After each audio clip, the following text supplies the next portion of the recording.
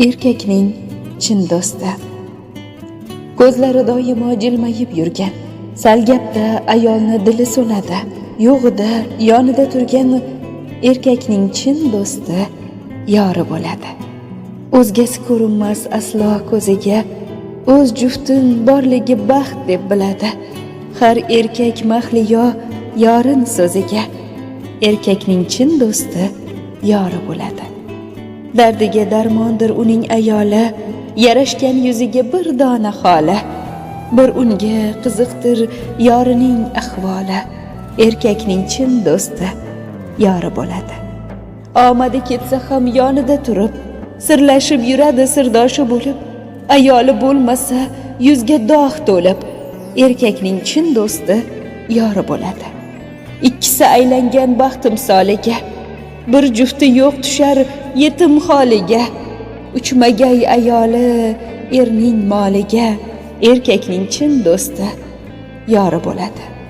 Ayollar aslida qiyshiq qovurg'a, birgina shirin so'z ko'ngli to'ladi. Farzandlar hammasi o'zi yo'liga, erkakning chin do'sti yori bo'ladi. Ikkalasi qalin do'st, qarigan chog'i, doimo gullagay baxtning bog'i.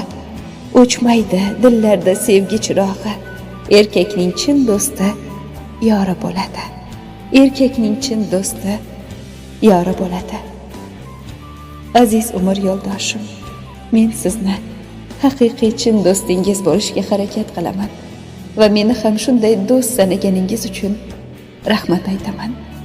Haqiqatdan ham na bir molingiz, na bir sizdagi biror bir chiroy yoki bo'lmasam biror bir dunyo matohi men uchun zarur emas.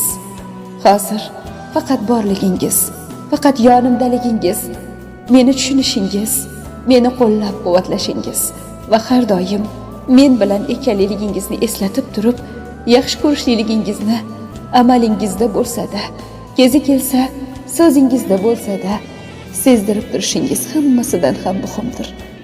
Inson yashayveradi. Yashagan sari orzulari ko'payadi va istaklari, xohishlari ham ortib boraveradi. Men faqat shuni istaymanki, meni yonimda siz bo'lsangiz, hammasiga birgalashib erishamiz. Men sizni bu dunyoda ham, jannatda ham boshingizni qotirib yuradigan, kezi kelsa jahlingizni chiqarib, vaqti kelsa sizni chiroyli bo'lgan hazil-huzli bilan kuldirib turadigan ayolingiz bo'lishni istayman. Bolaligimcha sizni oldingizda qolaman. Hatto yoshimiz ko'p yoshlarga yetsa-da, meni ota-onamdan keyin bolalarcha avaylaydigan siz hayotimdagi eng aziz ne'matimsiz. Sizni Alloh uchun yaxshi ko'raman.